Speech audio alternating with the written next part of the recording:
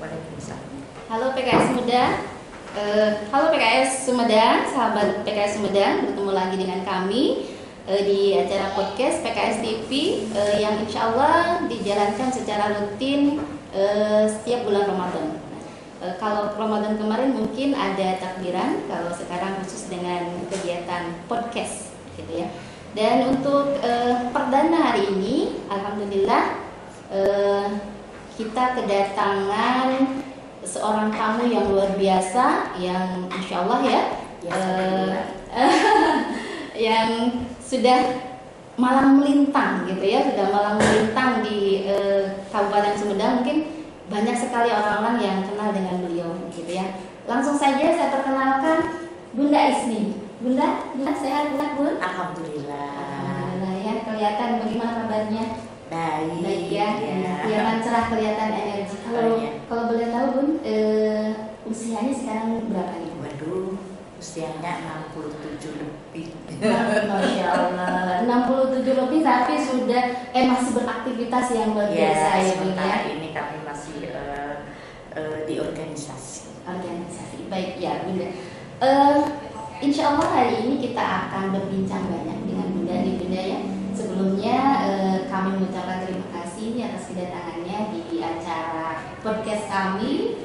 Iya, dan mungkin ini adalah perdana untuk Ramadan tahun sekarang.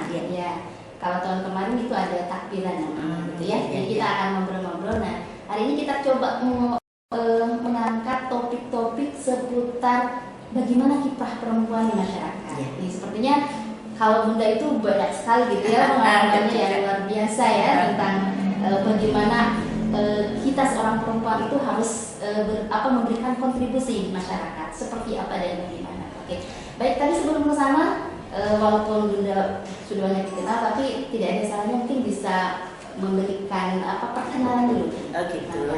Terima kasih.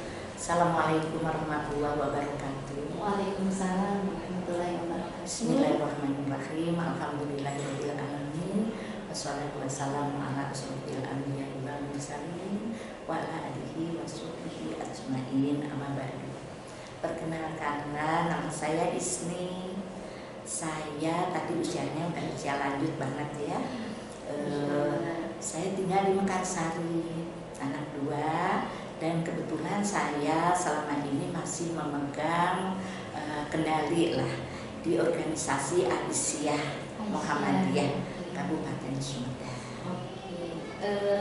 Ini sudah lama ya Bun ya menjadi ketua PDA, pimpinan daerah Aisyah ya. Kami karena ada periodisasi, waktu itu saya menjadi bidang ya majelis kalau di Aisyah. Di majelis kesehatan 5 tahun, lalu saya masuk ke Aisyah sampai dengan saat ini sudah berjalan 7 tahun. Nanti karena setelah muktamar nanti bulan November kami ada penggantian nanti dan melalui musyawarah daerah. Jadi sudah mau ada pergantian gitu ya? Oke, baik Bunda ya. Sepertinya banyak orang yang kenal nih dengan organisasi Aisyah begitu ya, dan sangat banyak dikenal, sudah orang-orang sudah tahu lah gitu ya bagaimana kiprahnya ini. Nah, mungkin Bunda bisa cerita dulu nih bagaimana awalnya Bunda bisa di Aisyah gitu ya, kemudian bisa aktif di organisasi ini gitu, seperti itu. Bagaimana Bunda? Ya, terima kasih. Sebetulnya saya ini kan awalnya dari Jogja ya. Pada saat itu saya masih kecil, masih SMP. Saya itu suka dibawa sama orang tua saya di pengajian di tingkat RT, tingkat RW, arisan. Lama-lama saya berpikir, kenapa ya saya ingin sekali bisa bicara dengan seperti ibu-ibu tua itu yang ada di depan. Tapi saya takut dan malu. Lalu setelah itu saya masuk Karang Taruna. Nah, di Karang Taruna ada satu momen kegiatan 17 Agustusan. Saya masuk ke kepanitiaan. Senang sekali saya namanya kepanitiaan itu seperti saya mendapat satu jabatan gitu kayaknya. Lalu saya bilang sama bapak saya, Pak, aduh saya dapat jadi panitia apa 17 Agustus. Nah bapak saya nanya, kamu bagian apa? Bagian konsumsi. Biasanya ya kalau perempuan itu ya, nah ya. itulah. Bapak saya itu agak kecewa gitu ya. Pingin saya itu mungkin jadi apanya gitulah, ikut di bagian yang strategis. Nanti kalau kepanitiaan lagi kamu jangan mau ya, kalau hanya bagian konsumsi saja. Ya saya lalu berpikir bahwa oh kalau gitu bapak itu ingin saya ini maju gitu ya. Nah setelah saya kawin, saya ingin sekali bisa berbicara di masyarakat. Ini memang menjadi impian saya, Bu Ai. Nah terus saya menjadi penyuluh KB dan saya diterima. Jadi awalnya jadi penyuluh KB yang lebih ini ya, lebih dekat dengan masyarakat. Betul. Ya. Saya banyak sekali inspirasi yang saya dapatkan dari apa yang ada betul-betul ada di masyarakat ya. Nah, setelah itu saya mulai bisa berbicara, apalagi bisa bicara Sundanya juga agak sudah tahu lah. Nah kami bisa diterima oleh masyarakat. Nah setelah itu saya ikut organisasi PKK ya, sampai di tingkat kabupaten juga Bu Ai. Saya pegang itu apa Pokja 4 tingkat kabupaten ya. Nah setelah itu saya aktif juga di GOW, sehingga organisasi itu menjadi suatu kenikmatan lah mungkin buat saya, karena kalau kita tidak menyayangi satu organisasi yang kita ikuti, kita capek dan akan merasa apa ya, segala sesuatu itu selalu merasa ya ada suatu terbebani ya. Saya sayang pada organisasi, saya masuk di GOW, saya menjadi wakil ketua waktu itu. Nah setelah itu saya masuk ke Aisyah ya. Nah di Aisyah saya pegang majelis kesehatan. Setelah itu saya kendali menjadi ketua Aisyah. Jadi langsung ya setelah dari pegang kesehatan ya, biro mungkin ya atau majelis ya kalau ya. Oke, majelis jadi langsung jadi ketua gitu ya. Setelah 5 tahun ada pemilihan lagi, ada pemilihan kami diamanati, dipercaya untuk menjadi ketua. Oke. Ya, Masya Allah, Bun. Jadi memang keinginan untuk bisa berkontribusi gitu ya, bisa berbicara ke masyarakat sudah dari kecil gitu ya. Iya. Saya tertarik kepada ibu-ibu tua yang bisa berbicara di depan. Kok saya nggak bisa bicara apa-apa, yang notabene saya ini pelajar gitulah ya waktu itu. Ini ya para sahabat PKS muda, jadi keinginan untuk nanti bisa di masyarakat memang harus dipupuk dari awal ya. Betul. Dari kecil begitu ya. Berani untuk ikut lomba-lomba gitu, jadi panitianya gitu ya. Oke, nah ini jadi pengalaman buat kita ya. Jadi jangan pernah malu gitu, atau memang kita harus terjun gitu ya, menyenangi kegiatan-kegiatan yang ada di masyarakat gitu ya. Kita merasa bahwa kalau kita berguna untuk masyarakat itu ada suatu kepuasan batin. Walaupun kalau dinilai dengan finansial itu jauh ya. Tetapi kenikmatan apa yang kita berikan kepada masyarakat dan masyarakat mau untuk mengikuti apa yang kita inginkan gitu. Ini kepuasannya itu tidak ternilai kalau untuk kami ya, untuk diri kita. Dan kebetulan Aisyah pada saat saya menjadi ketua itu saya punya kerjasama dengan luar,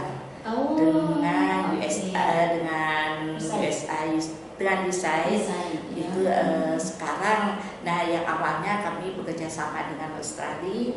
Nah di situ kami kebetulan mendapatkan suatu amanah untuk mengadakan suatu kegiatan yang penguatan kepemimpinan perempuan di masyarakat. Oke, jadi ada bantuan dari USAID yang dilaksanakan oleh Aisyah begitu Ya. ya. Ada salah satunya itu apa kegiatan Program namanya program mampu Bu program Ani. mampu. Ya. Oke. Nah, itu kita betul-betul ke masyarakat. Kami mengambil mengambil 3 kecamatan, 6 desa. Kami coba di situ bagaimana masyarakat bawah itu perempuan-perempuannya tidak hanya berada di rumah, tetapi ikut di dalam kegiatan kemasyarakatan. Nah, karena perempuan itu dekat dengan ibu ya, sebagai seorang ibu dekat dengan anak, sehingga isu yang kami ambil itu tentang kepemimpinan perempuan dan kesehatan reproduksi perempuan serta ibu dan anak. Program yang bantuan dari luar, ya, ya. itu yang mampu gitu Ya, ya. melalui Jadi program mampu. jadi tujuannya apa Bu untuk mampu itu? Ya, tujuannya untuk penguatan kepemimpinan perempuan di masyarakat. Ya. Dan kami membuat satu desa itu 10 kader. Nah, kader itu yang nanti akan menggerakkan kegiatan-kegiatan seperti masalah ekonomi, masalah kesehatan, masalah pendidikan. Nah, itu ditransfer melalui kader-kader yang 10 itu. Dan kita membuat komunitas namanya BSA, Balai Sakinah Aisyah. Ya. Nah, setelah itu berjalan 3 tahun ya, Neng. Kami bekerja sama lagi, kami mencari bukan mencari proyek, yang mencari apa yang bisa untuk menggerakkan Aisyah ini. Di antaranya kami kerjasama dengan USAID dengan turunnya program Madani. Jadi awalnya mampu, kemudian lanjut Madani. Madani. Ya. Tentu Madani ini tidak semata-mata Aisyah ditunjuk dari atas. Kami juga berbidding dengan ormas-ormas yang ada di Kabupaten Sumedang. Kita berlomba, berkompetisi, dan Aisyah yang dapat. Nah, di situ waktunya 3 tahun sampai nanti 4 tahun nih, sampai 2023. Ya.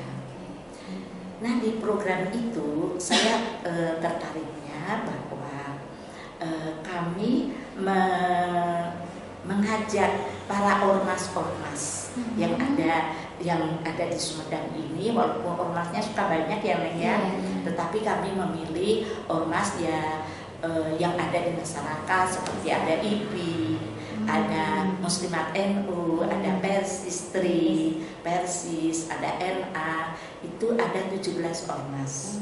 Yang bisa diajak berkolaborasi mungkin gitu ya. Kami mengambil isu tentang transparansi dana desa dari sisi partisipasi perempuan. Masya Allah. Jadi korelasi sekali ya, berhubungan nih dengan bahwa perempuan harus berkiprah di masyarakat. Ya. Jadi kami mengambil 2 desa percontohan, yaitu Desa Margaluyu dengan Desa Kadakajaya.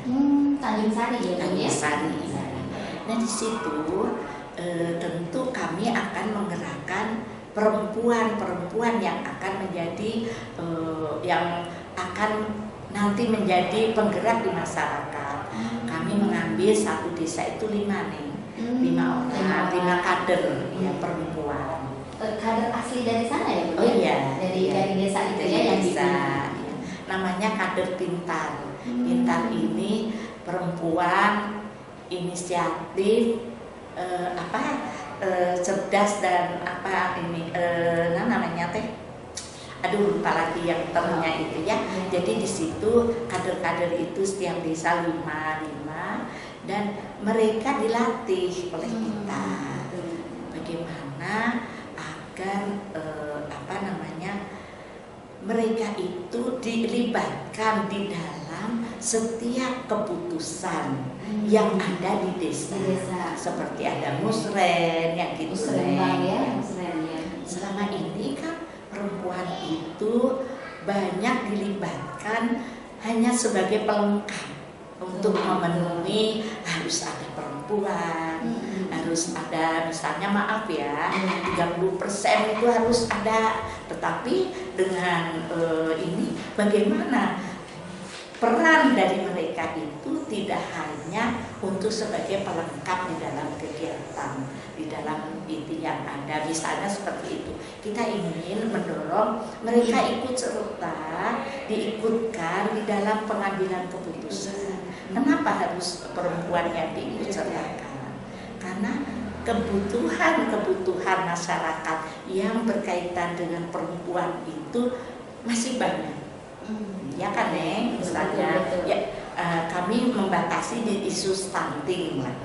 Ya, nah di situ, Neng. Oke, baik. Ini ya Bun ya, apa namanya kan banyak sekali program-program yang digulirkan untuk perempuan, tapi perempuan tidak terlibat gitu ya. Makanya di sini mungkin Aisyah berinisiatif tadi ya bahwa perempuan itu betul-betul terlibat gitu ya, untuk membuat kegiatan-kegiatan untuk mereka. Gitu ya. Bisa membuat suatu kebijakan yang pro perempuan juga. Betul. Kalau mereka hanya diikutkan sebagai tadi bagian konsumsi atau itu tidak sesuatu yang strategis untuk pengambilan keputusan.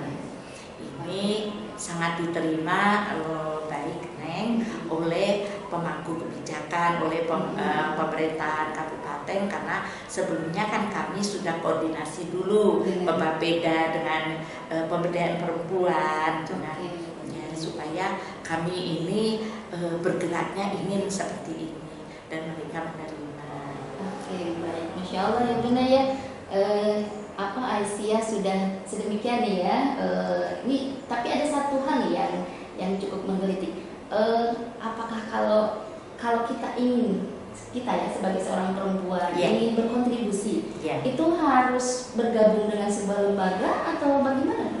Iya, sebetulnya bisa masuk, misalnya saya masuk ke Aisyah Bu Ani, waduh saya dengan tangan terbuka banget ya, jiwa terbuka kami terima masuk ke Aisyah. Tetapi bisa saja kita hanya bersinergi di dalam program-program yang ada, siapa tahu ada satu kesamaan visi ya Neng ya, dan itu memang sekarang ini diperlukan suatu kolaborasi yang jelas ya Neng ya. Betul.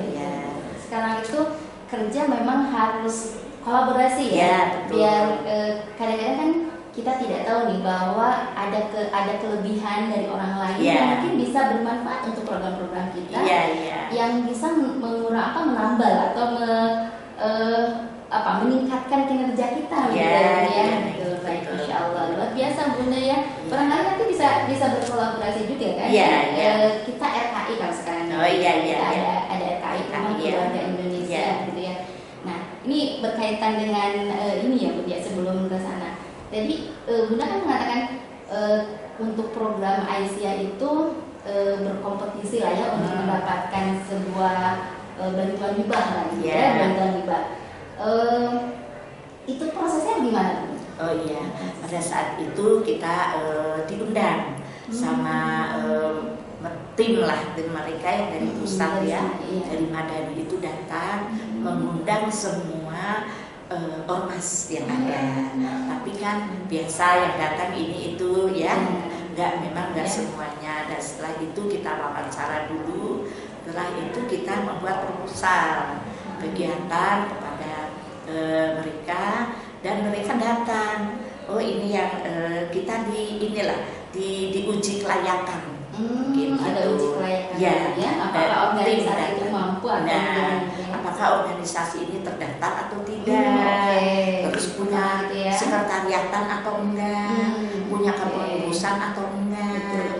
Ya kalau Aisyah kan sudah terstruktur dari atas, dan kami punya legal hukumnya juga sudah ada secara pusat kan, secara menyeluruh nasional, dan kami memang sudah ada panduan. Di situ ada majelis kesehatan, kita punya klinik Neng, majelis ekonomi kita punya koperasi, majelis pendidikan kita punya TK 14 TK, Terus ada majelis tabligh, ya kita ada pengajian virtual, ada tadarusan. Nah itu masing-masing sudah punya ini tugas masing-masing. Lalu bagaimana agar dulu itu terkenalnya yang namanya Aisyah itu TK. Iya, kalau nggak TK cuma pengajian aja di lingkup pengajian. Padahal kita punya program-program kemasyarakatan tadi.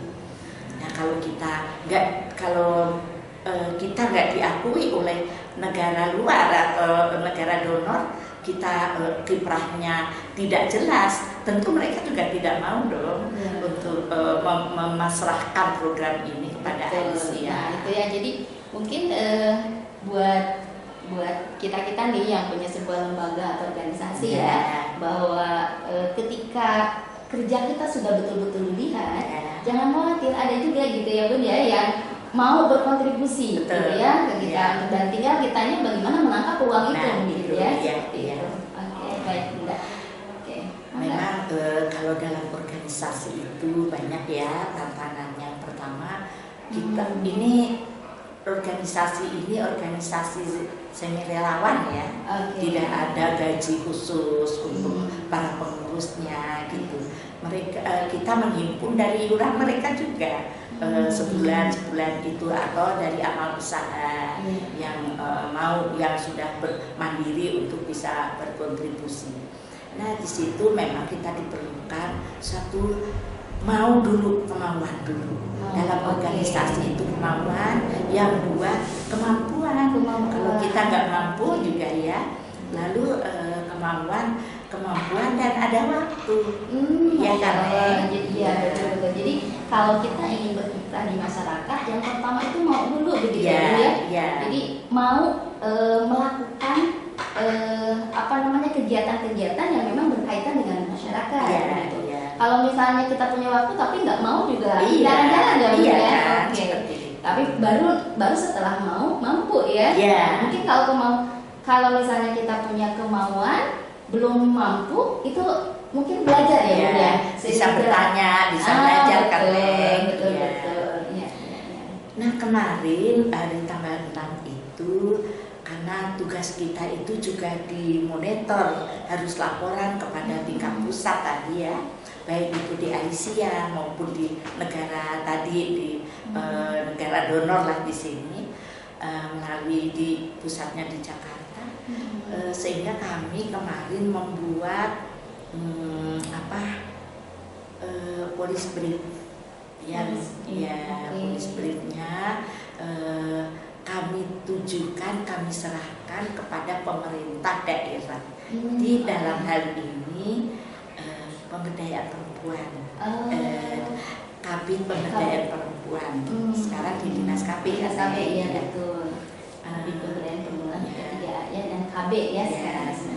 Tujuannya adalah selain kita mengenalkan organisasi Aisyah ini dengan ormas-ormas yang tergabung, kami juga ingin ada dorongan dari pemerintah melalui pemberdayaan perempuan untuk membuat surat edaran ke semua wilayah bahwa setiap ada musren atau pengambilan keputusan agar mengikut sertakan perempuan dalam catatan aktif di dalam pengambilan keputusan.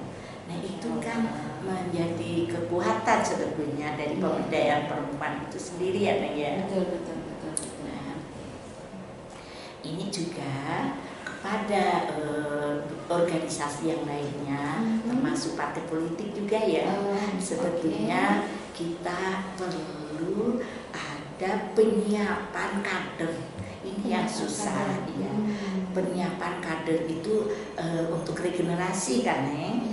Ya buat di Aisyah itu sendiri maupun di organisasi yang lainnya, di partai politik, jangan sampai terkesan bahwa kita kalau misalnya ada pemilu itu ternyata baru kita turun ke masyarakat. Terus kadernya juga kader yang belum siap misalnya, mengambil aja yang sudah siap. Ini saya mohon maaf bukan pada partai politik saja, tetapi pada Aisyah itu kadang-kadang kita mengambil aja ini untuk menjadikan ini, ternyata itu kurang mengakar atau kurang menjiwai, karena beliau ini baru ya istilahnya, tidak digodok atau tidak dibina dari awal. Oke. Jadi ini penting juga nih ya buat para sahabat PKS TV ketika sebuah organisasi gitu ya untuk melambungkan gitu ya untuk terus bisa berkontribusi di masyarakat untuk menyiapkan kader-kadernya gitu ya. Jangan sampai ketika misalnya ini Bunda juga bukan ini ya, tapi Bunda mengkader di awal ya, biar nanti ada Bunda istri yang datang gitu ya. Dan itu harus dari awal. Soalnya kalau misalnya mengambil yang ini belum tentu gitu ya, begitu ya. Oke, baik. Wah, ini pelajaran yang menarik ya buat kita semua nih.